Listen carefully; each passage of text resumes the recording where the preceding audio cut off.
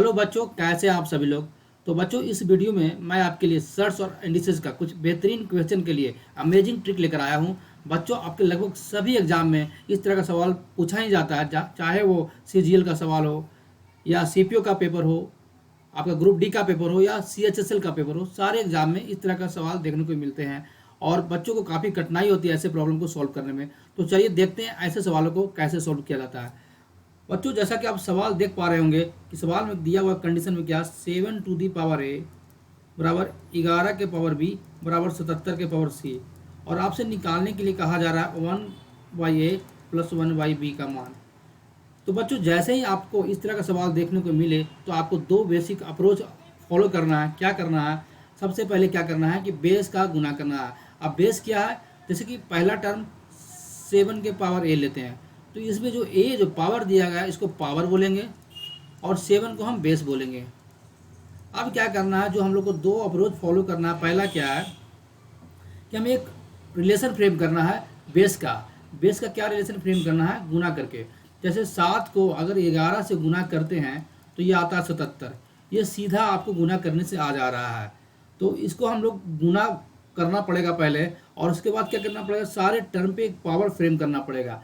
जैसे कि 7 को पावर 1 करेंगे तो ये 7 हो जाएगा, 11 को पावर 1 करेंगे तो 11 ही रह जाएगा, और 77 का पावर 1 करेंगे तो 77 ही हो जाएगा। अब देखेंगे कि 7 को अगर 11 से गुना करने पर 77 डायरेक्टली आ जाता है, लेकिन बहुत सारे ऐसे सवाल रहेंगे कि आपको डायरेक्ट गुना करने पर नहीं आएगा और आपको पावर के साथ खेलना पड़ेगा। तो पावर के साथ कैसे खेलेंगे वो हम सवाल में देखेंगे। अब दूसरा ऑपरेशन क्या करना है कि जो हम लोग गुना करके जो ऑपरेशन करके जो एक नया रिलेशन फ्रेम किए हैं, 7 × 11 बराबर 77, उसमें जो सारे टर्म का पावर है उसको ऊपर में लिखेंगे। जैसे 7 का पावर 1 है तो 1 ऊपर में लिखेंगे, और जो कंडीशन में दिया गया है 7 का पावर ए, तो ए हम लोग नीचे लिखेंगे। और अब यहाँ पे गुना नहीं करके जोड़ेंगे, ठीक है। फिर इसके बाद 11 का पावर क्या दिया गया है, 1 दिया गया है, तो 11 का पावर 1 हमने फ्रेम किया वो है, और कंडीशन में क्या दिया गया है, 11 का पावर बी दिया गया है, तो बी हम लोग नीचे लिखेंगे। और यही कंडीशन हम लोग लिखेंगे 77 के बारे में। तो 77 पे जो हम लोग गुना करके लाए हैं वो क्या पावर है, 1 है, और जो कंडीशन में दिया गया है वो क्या गया है, सी दिया गया है, तो 1/c। तो ये रिलेशन हम लोग फ्रेम किया और आपसे यही निकालने के लिए कहा गया था। सवाल में क्या पूछा, 1/a प्लस 1/b का मान क्या होगा। तो मान निकाले क्या, 1/c, ठीक है। बच्चों, करना क्या है, आपको जो कंडीशन दिया रहेगा सवाल में उसको छेड़छाड़ बिल्कुल नहीं करना है। 7 टू द पावर ए बराबर 11 टू द पावर बी बराबर 77 टू द पावर सी, ये आपको रहेगा ही रहेगा। इसमें आपको छेड़छाड़ नहीं करना है।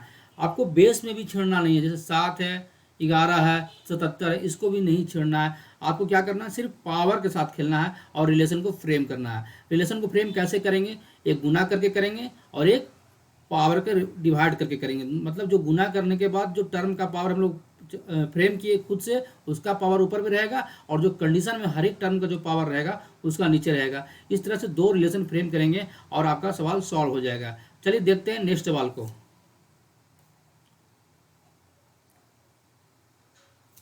अगला सवाल क्या है, कंडीशन दिया गया है कि 5 के पावर ए बराबर 4 के पावर बी बराबर 100 के पावर 1, ये आपका कंडीशन दिया गया है, और आपसे निकालने के लिए कहा जा रहा है 2/a प्लस 1/b का मान। तो हम लोग क्या करना है बच्चों, फिर से रिलेशन फॉर्म करना है। पहला रिलेशन क्या फॉर्म करना है, गुना का। तो 5 को यदि 4 से गुना करेंगे तो ये क्या आएगा, 100 आएगा, नहीं आएगा। पहले क्या करेंगे, डायरेक्टली हम लोग लिख देंगे और उसके बाद पावर के बारे में सोचेंगे, पावर को कैसे छेड़छाड़ करें। देखिए 5 × 4 100 तो आएगा नहीं, तो क्या करना पड़ेगा, 5 का जो पावर अभी 1 है और 4 का जो पावर अभी 1 है, इसको हम लोग को मॉडिफाई करना पड़ेगा, चेंज करना पड़ेगा। यदि 4 का पावर 1 की जगह पर 2 करते हैं, अभी तो 1 छिपा हुआ है, अगर 2 करते हैं तो 4 का पावर 2 करने पर 4 का स्क्वायर हो जाएगा 16, और 16 को 5 से गुना करेंगे 80 होगा, फिर भी नहीं आ रहा है 100। तो क्या करना है, इसका पावर 1 ही रहने देते हैं। अब इसका पावर 2 करते हैं तो 5 का स्क्वायर करने पे कितना होता है, 25 होता है, और 25 को 4 से गुना करेंगे तो 100 होगा, और ये हमारा रिलेशन फुलफिल कर जाएगा। इसका मतलब पावर जो होगा 5 का 2 होगा, 4 का 1 होगा, और 100 का 1 ही होगा, क्योंकि 100 तो हमें लाना ही है, ठीक है। अब क्या करना है, दूसरा ऑपरेशन पावर का रेशियो निकाल के जोड़ना है। जैसे 5, पहला टर्म क्या है, 5 का जो हम लोगों ने रिलेशन फ्रेम किया उसमें पावर 2 है, और जो कंडीशन में दिया गया है 5 का उसमें पावर ए है, ठीक है। प्लस अब हम 4 का लिखेंगे पावर, तो 4 का पावर गुना करके जो रिलेशन लाए उसमें 1 है, और जो हमारा कंडीशन में दिया गया है बी है, इज इक्वल टू 100 का पावर क्या है 1, जो हमने फ्रेम किया, और सवाल में क्या दिया है कंडीशन में, वहाँ भी 1 दिया गया है तो 1। अब देखिए 2/a प्लस 1/b बराबर 1/1 हो गया, और यही आपसे निकालने के लिए कहा गया था, तो ये आंसर आ गया। चलिए नेक्स्ट सवाल को देखते हैं।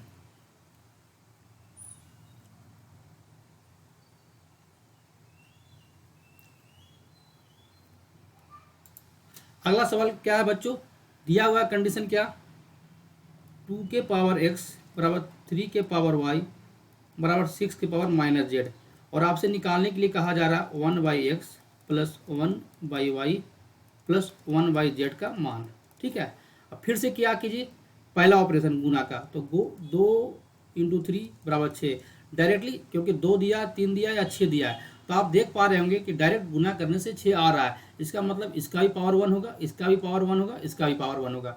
अब दूसरा ऑपरेशन करना है पावर का रेशियो का, तो 2 का जो पावर है, जो कंडीशन हम लोग फ्रेम किए हैं रिलेशन, उसमें क्या है 1 है, 1 सवाल में जो कंडीशन दिया गया है उसमें क्या है x है, ठीक है, पावर 2 का पावर x है, प्लस अब दूसरा क्या 3 में जो हम लोग पावर जो लिखे हैं गुना करके उसमें क्या 1 है, और जो सवाल में कंडीशन दिया गया है 3 का पावर y दिया गया है, बराबर। अब देखेंगे हम लोग क्या जो रिलेशन फ्रेम किए हैं गुना करके उसमें क्या 6 का पावर 1 है, लेकिन जो कंडीशन दिया गया है सवाल में उसमें क्या पावर है 6 का माइनस जेड है, तो ये माइनस ऊपर चला जाएगा तो 1/z आ जाएगा, सॉरी माइनस 1/z आ जाएगा। अब देखेंगे तो 1/x प्लस 1/y, और ये माइनस 1/z बराबर के इस साइड आएगा तो प्लस 1/z रह जाएगा, और इधर बच गया 0, और यही आपका आंसर हो गया। सवाल में यही पूछ रहा था कि 1/x plus 1/y plus 1/z का मान क्या होगा। चलिए नेक्स्ट सवाल को देखते हैं।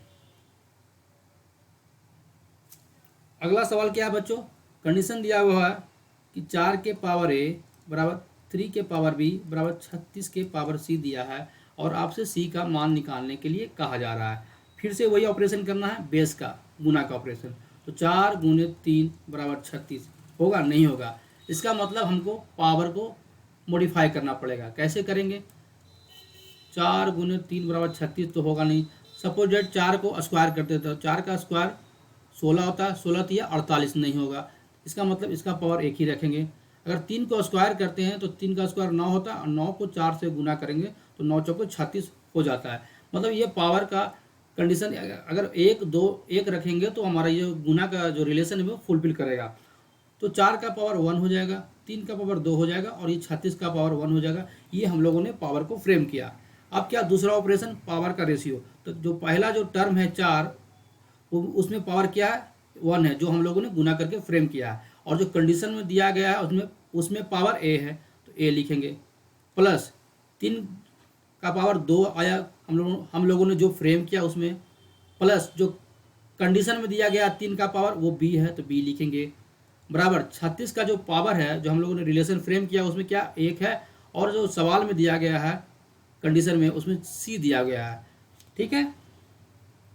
तो इसको चलिए सोल्व करते हैं, तो एलसीएम लेंगे तो ए भी हो जाएगा, और ये हो जाएगा बी और प्लस 2a बराबर 1/c, और c का मान निकालने के लिए कहा गया है, तो ये इधर चला जाएगा तो a भी हो जाएगा, और ये नीचे आएगा तो 2a प्लस b, और यही c का मान है। चलिए नेक्स्ट सवाल को देखते हैं।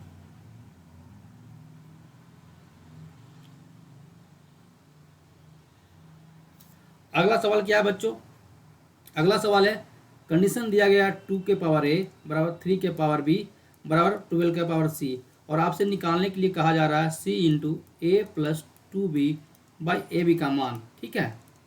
अब फिर से देखिए, आप पहला बेस का गुना का ऑपरेशन कीजिए, तो 2 × 3 बराबर 12 नहीं होगा, तो फिर को पावर को चेंज करना पड़ेगा, तो 2 × 3 बराबर 12। अब देखें अगर 3 का पावर 2 करते हैं यानी 9, तो 9 दूनी 18 नहीं होगा, तो इसका मतलब 3 का पावर 1 ही रहेगा, 12 का पावर तो 1 ही रहेगा। अब 2 का पावर 2 करते हैं तो 2 का स्क्वायर 4 होता है, 4 को 3 से गुना करेंगे, 4 × 12 यानी ये कंडीशन फुलफिल करेगा, तो 2 का पावर 2 हो जाएगा, 3 का पावर 1 और 12 का पावर 1। अब हमें पावर का रेशियो लिखना है, तो जो पहला टर्म 2 उसका पावर क्या है, गुना में किए फ्रेम तो 2 आया है, और जो कंडीशन में दिया गया है वो पावर a है 2/a, प्लस दूसरा टर्म 3 है, तो 3 का जो पावर दिया गया है वो b दिया गया है किसमें, कंडीशन में, और जो हम लोग फ्रेम किए उसमें 1 है, तो 1/b बराबर 12 का पावर फ्रेम किए उसमें 1 है, और जो कंडीशन में दिया गया c है। अब देखिए इसे सॉल्व करेंगे तो फिर एलसीएम हो जाएगा ab, ये आ जाएगा आपका 2b प्लस a बराबर 1/c, और c को अगर इधर ले जाएंगे तो क्या हो जाएगा, c into a plus 2b by A B आ जाएगा, और इसका इधर 1 रह जाएगा, और यही आपका आंसर है। क्वेश्चन में इसी को निकालने के लिए कहा गया था। चलिए नेक्स्ट सवाल को देखते हैं। अगला सवाल बच्चों क्या है, दिया गया है कंडीशन 14 के पावर a बराबर 36 के पावर b बराबर 84 के पावर c, और आपसे निकालने के लिए कहा जा रहा है 6b into 1/c minus 1/a का मान। तो बच्चों करना क्या है, देखें फिर से गुना करेंगे, तो 14 गुने 36 बराबर 84 लिखेंगे पहले, हालांकि ऐसा होगा नहीं, इसका मतलब पावर के साथ खेलना पड़ेगा, पावर को मॉडिफाई करना पड़ेगा। तो 14 गुने 36 बराबर 84 लिखते हैं, तो देखिए किसी एक नंबर को छोटा करना पड़ेगा क्योंकि नंबर बड़ा है, तो 14 का तो स्क्वायर रूट कर नहीं सकते, अगर 36 का पावर हाफ कर देते हैं तो यानी 36 का रूट करते हैं तो ये 6 आता है, और यही 14 को 6 से गुना करेंगे तो 84 आ जाएगा। इसका मतलब 14 का पावर 1, 36 का पावर 1/2 और 84 का पावर 1, और पावर ये आ जाएगा 1/2 और ये 1।